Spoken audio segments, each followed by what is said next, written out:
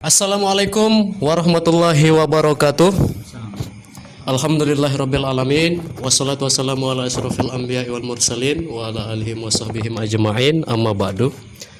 Alhamdulillah malam hari ini saya kedatangan salah satu tamu spesial dan tentunya ini tidak asing lagi di channel YouTube kita ya.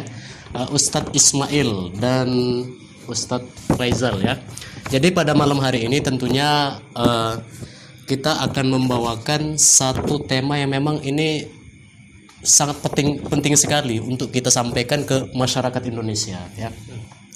Sekarang ini di mana saudara-saudara kita tentunya yang muslim ya, tentunya mendapatkan musibah yang begitu luar biasa besarnya ya Ustadz. Jadi nanti atau malam hari ini kita minta pandangan ya dari Ustadz Ismail, Faizal mengenai tentang Palestina. Wah, ini sekarang yang lagi viral-viralnya ini mengenai Palestina. Nah, banyak sekali yang beredar isu-isu, bahkan ada pro kontranya tentang Palestina dan Israel ini. Sehingga apa? Sehingga masyarakat sekarang kebingungan, mereka mau pro kepada Palestina atau Israel, ya dan lain sebagainya lah gitu ya. Nah, jadi terima kasih juga pada malam hari ini sudah menyempatkan waktunya. Mungkin saya sapa dulu ya. Gimana kabar Ustadz Ismail? Alhamdulillah sehat. Sehat. Ustadz Faisal gimana? Alhamdulillah ya.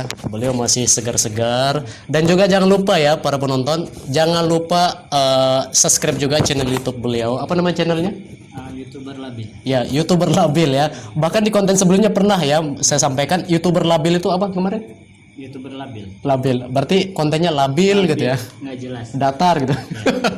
Oke, di sini kita ingin mengupas tuntas ya, bukan setuntas-tuntasnya lah. Artinya kasih gambaran kepada masyarakat, khususnya masyarakat Indonesia ya, mengenai konflik yang terjadi di Palestina.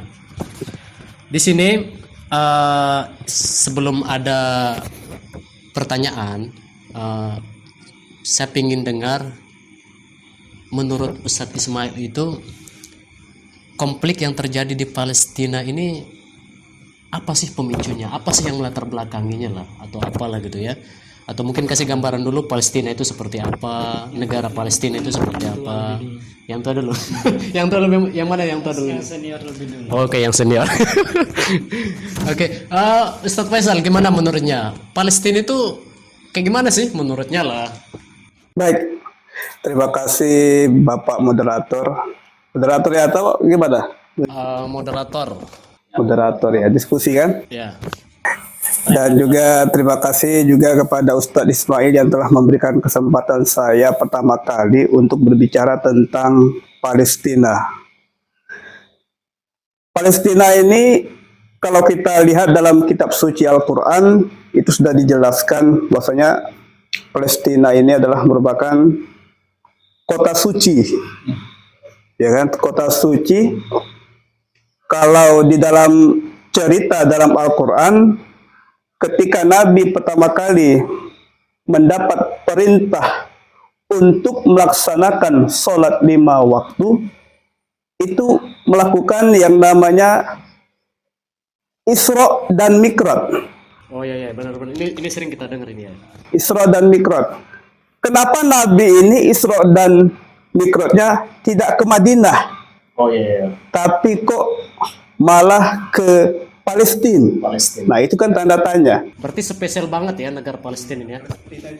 Spesial banget karena Nabi Ibrahim setelah membuat rumah suci Masjidil Haram, kemudian Nabi Ibrahim juga membuat rumah suci, yaitu Masjidil Aqsa. Oh iya. Nah, makanya dua kota suci, yaitu Masjidil Haram di Mekah dan juga Masjidil Aqsa di Palestina. Nah, maka disitulah menggambarkan bahwasanya kota Palestina ini adalah kota suci, sehingga Nabi ketika ingin mendapatkan perintah untuk melaksanakan sholat itu harus Isra, diperjalankan dari Mekah ke Palestina yaitu Masjidil Aqsa, barulah beliau Mi'raj dari Palestina, dari Masjidil Aqsa, Masjid Aqsa itu ke Sidratul Muntaha. Ya. Maka Oke, itulah. berarti Palestina ini adalah memang pernah juga sih saya dengar gitu kan, tanahnya para nabi. Wah, iya. Bener nggak ini? Soalnya kan saya dari segi ilmu agama masih dangkal gitu ya. Bener nggak Ustaz? Iya, benar. Tanahnya para nabi atau Iya. kebanyakan mungkin di Palestina itu apa ya? Banyak dilahirkan di situ nabi-nabi gitu ya. Iya, banyak nabi-nabi. Kemudian Nabi ketika mau berangkat ke Sidratul Muntaha, beliau mengimami sholatnya. Beliau imamnya. Kemudian dari Nabi Adam sampai Nabi Isa itu jadi makmum. Sebelum berangkat. Itu di Masjidil Aqsa. Makanya dengan konflik ini memang warga Palestina itu sangat menjaga benar ya gitu ya. Apa Masjidil Aqsa itu ya. Iya. Itu mohon maaf dulu, Masjidil Aqsa itu yang mana sih? Apakah yang kubah kuning atau yang mana? Kuning keemasan gitu. Karena pernah saya dengar katanya di kawasan Masjidil Aqsa itu ada 4 masjid katanya. Yang disebut dengan Masjidil Aqsa itu apakah yang kubahnya kuning keemasan atau yang di sekitarnya juga masuk kategori Masjidil Aqsa? Nah, itu mungkin bisa langsung jelaskan oleh Ustaz Ismail. Bagi Saling melempar. Oke, luar biasa, terima kasih Ustaz Faisal. Jadi itulah ya keistimewaan daripada negara Palestina ya. Sangat dispesialkan, terutama kita sebagai umat muslim, umat yang beragama, yaitu umat Islam ya. Tapi selain itu juga terkadang dengan terjadinya konflik antara Israel dengan Palestina ini banyak isu-isu yang nggak enak kita dengar gitu. Apalagi di tengah-tengah masyarakat, khususnya di Indonesia ya. Jadi ada yang pernah saya dengar ini, baik itu di media sosial maupun di dunia nyata, ada yang mengatakan masyarakat Indonesia kan sekarang ini lagi rame-ramenya ya, penggalangan dana tentang Palestina. Ya, mungkin bisa kita bilang setiap daerah mungkin pasti ada. Salah satunya ya di sekitaran kita lah, ada di Temilahan, bahkan ada juga di sini kemarin ya. Nah, tapi dengan aksi yang seperti itu banyak masyarakat yang ragu. Ada yang kadang kita dengar, paling-paling itu dana itu nggak sampai ke Gaza katanya gitu. Jadi inilah yang mungkin perlu kita luruskan, Ustadz Ismail.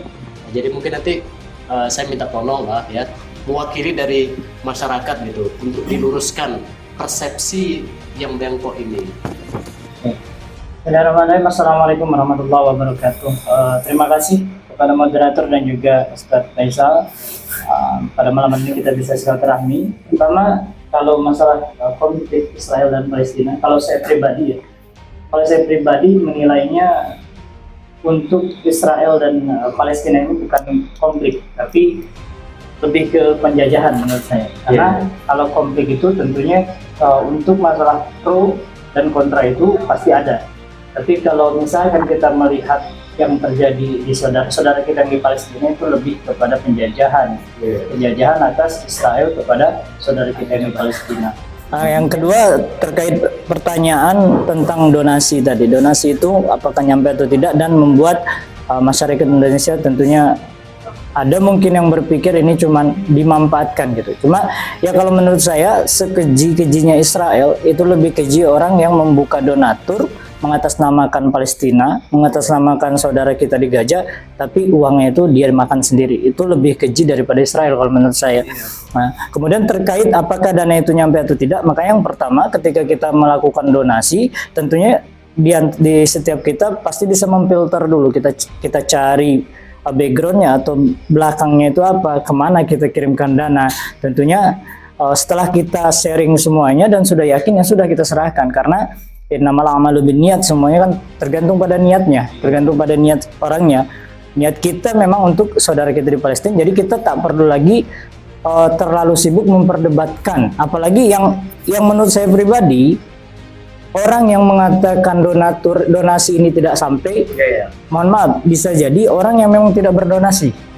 Biasanya orang yang tidak berdonasi, dia yang berkor-kor yang bilang ngapain donasi nanti nggak nyampe.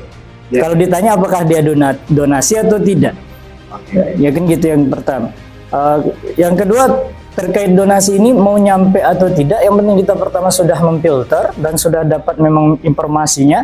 Kan sekarang ini udah zaman sosial media, nggak mungkin kita tidak bisa mencari kemana uang kita akan perginya, kemana uang kita yang akan disalurkannya. Apalagi banyak sekali ya kalau untuk sekarang, kita tinggal cari aja backgroundnya. Saudara-saudara kita kan di Gaza juga banyak, seperti aktivis Muhammad Hussein Gaza, dan dia sudah membuka di media sosialnya itu untuk wadah kita berdonasi kan ada. Dan juga kalau untuk tempat kita bisa salurkan kepada Badan Zakat Nasional, kita bisa lakukan itu. Jadi kalau terkait pertanyaan donasi ini nggak nyampe, maka saya rasa itu terlalu, kita nggak memikirkan niat kita lebih memikirkan masalahnya, masalah donasinya. Nah, Tapi biasanya apa yang melatar belakangnya kok orang ini bisa sampai apa ya kita bilang, bisa sampai ngomong seperti ini? Apakah ada orang ketiga gitu istilahnya yang menghasut ngapain lah? Dan juga kemarin buktinya ada salah satu komunitas tapi sumbangannya nggak sampai ke korban. Mungkin ada juga yang pernah dilihat secara nyata kah atau gimana gitu. Ya. Ini kan juga menjawab pertanyaan orang-orang yang skeptis ya. Banyak aja orang yang kenapa nih harus sibuk-sibuk tentang Palestina. Ingat kisah ketika Nabi Ibrahim dibakar. Kita tahu ada yang menyebutkan satu riwayat ada semut yang membantu menyirami api Nabi Ibrahim. Ada yang menyebutkan burung pipit yang membantu menyirami api Nabi Ibrahim. Ketika Nabi Ibrahim dibakar oleh Raja Namrud, ada burung pipit yang sibuk mondar-mandir ngambil air disiramin. Kemudian datang kawannya melihat itu, kawannya nanya, "Wahai pipit, kenapa kau sibuk-sibuk nyiramin itu pembakaran Nabi Ibrahim dengan air, sementara kau tahu parahmu itu cuma kecil, yang kau lakukan itu percuma." Lalu apa kata pipit? "Ya, aku tahu yang kulakukan percuma, tapi setidaknya nanti kalau misalkan di akhirat Allah bertanya apa yang aku lakukan ketika kekasihku Nabi Allah Ibrahim dibakar, maka aku ada jawaban dan aku ada keberpihakan kepada Nabi Allah Ibrahim." Ini juga jawaban kita. Kalau sekiranya Allah nanti bertanya kepada kita ketika di akhirat nanti, ketika saudara kita terluka, apa yang kita lakukan? Apakah kita hanya diam diri saja menganggap itu hanya isu saja, atau kita hanya berdiam diri saja menganggap itu biasa-biasa saja? Maka ini yang kita takutkan, pertanyaan Allah nanti di akhirat. Setidaknya walaupun hal yang kita lakukan itu nggak seberapa, tapi itu ada usahanya. Jadi mungkin kurang lebih seperti itu Pak Syal ya. Luar biasa ya. Berarti itu beberapa dua persepsi, dua penjabaran kenapa kita itu harus peduli dengan Palestina. Kemudian tentunya melalui podcast ini kita berharap ada perubahan-perubahan yang signifikan yang nantinya terjadi terhadap masyarakat Indonesia. Artinya kepedulian terhadap Palestina oleh orang-orang masyarakat Indonesia itu kita usahakan, atau hasil dari ini adalah semakin meningkat. Terutama kita juga butuh kepedulian dan tepuk tangan dari pemerintah. Kira-kira penting nggak tepuk tangan dari pemerintah untuk masalah kasus ini? Ya, dukungan. Kita ingin berjuang, kita ingin misalnya ikut berperang gitu ke Palestina. Tapi kalau belum pemimpin atau presiden kita istilahnya memberikan kita lampu hijau, kan nggak bisa juga. Ya, nah, artinya kan kita butuh support, dukungan dari pemerintah. Artinya kalau sudah pemerintah bilang silakan masyarakat Indonesia ke Palestina berjuang, mungkin seperti itu. Mungkin orang-orang terutama yang pesantren ya, pasti jiwa jihadnya pasti ada kan, pasti akan ke Palestina. Tapi karena belum ada lampu hijau dari pemerintah untuk kita berjihad, jadi itu yang membuat terkadang ragu gitu untuk istilahnya ikut gabung atau berjihad gitu. Iya. Luar biasa ya penjelasan dari Ustadz kita, Ustadz Faisal dan Ustadz Ismail mengenai tentang kenapa kita peduli terhadap Palestina. Semoga negara-negara yang lain juga, bukan hanya negara Indonesia, tapi negara-negara yang lain juga ikut andil dan peduli terhadap Palestina. Terus ini pertanyaan yang terakhir, dan ini mungkin agak-agak tegang dikit ya. Pertanyaan ini mungkin sering juga kita dengar ya, dan ini juga memang sudah real terjadi di sana. Kalaupun Zionis Israel itu punya konflik terhadap Hamas, ini kan sekarang yang lagi viralnya kan tentang Hamas ya, Hamas itu.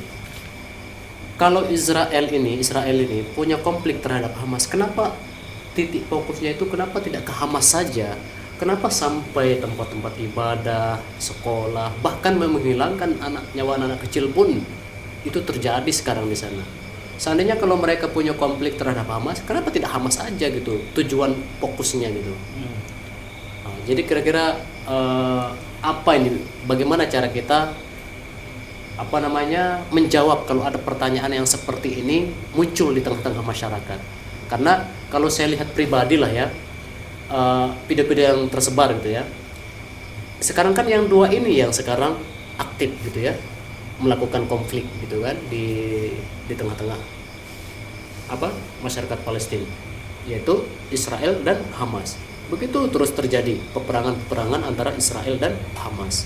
Nah, jadi kalau ada suatu konflik yang terjadi terhadap Hamas dengan Israel, kenapa tidak Hamas aja difokuskan gitu, tanpa menyakiti masyarakat sipil yang ada di Palestina?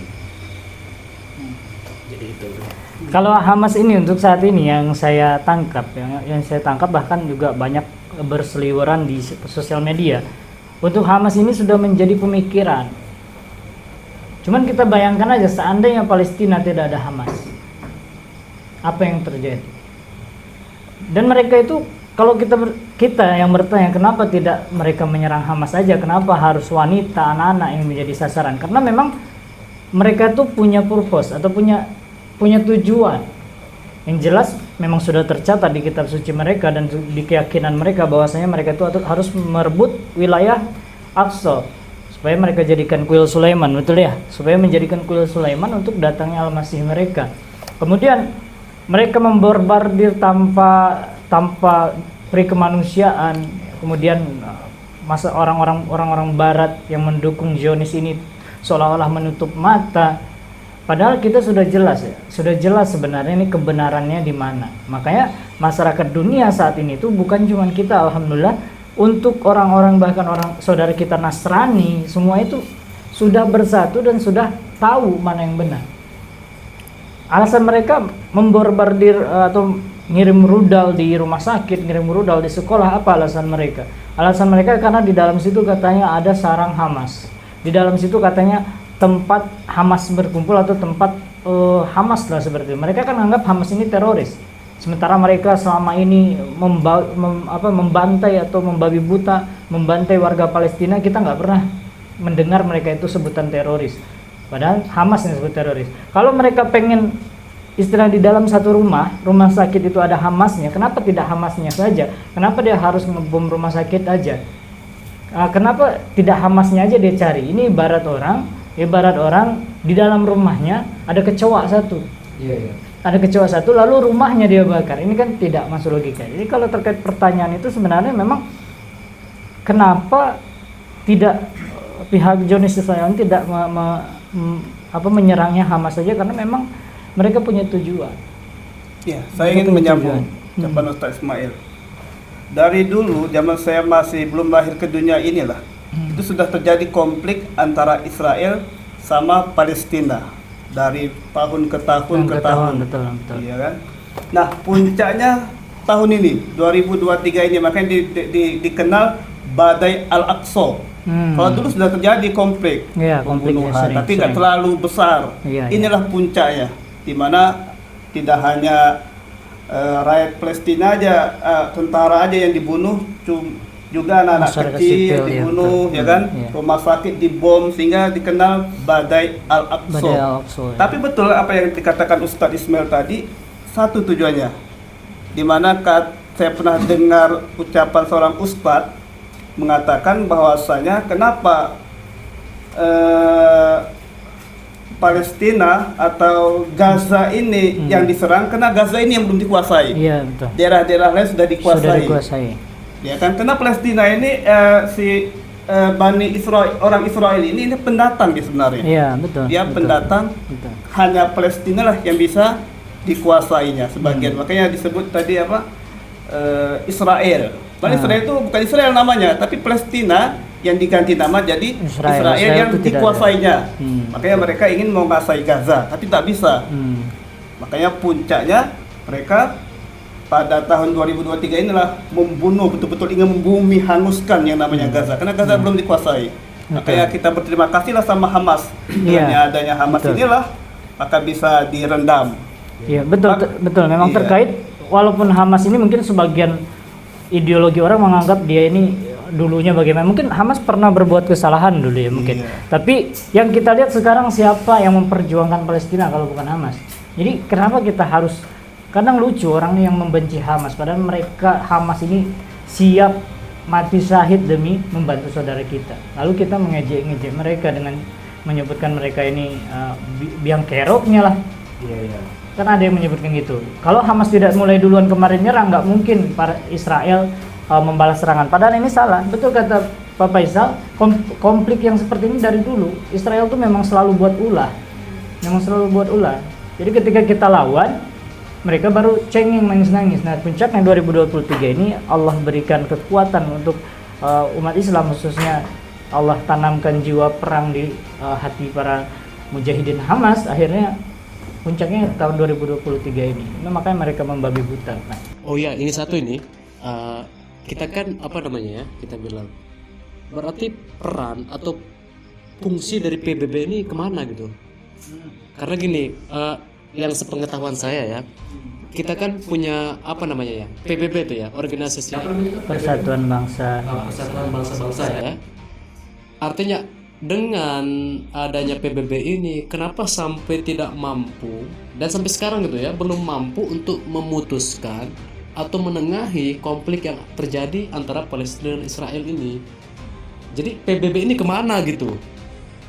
Apakah karena ada kekuatan yang memang sulit untuk PBB ini untuk memutuskan atau bagaimana gitu?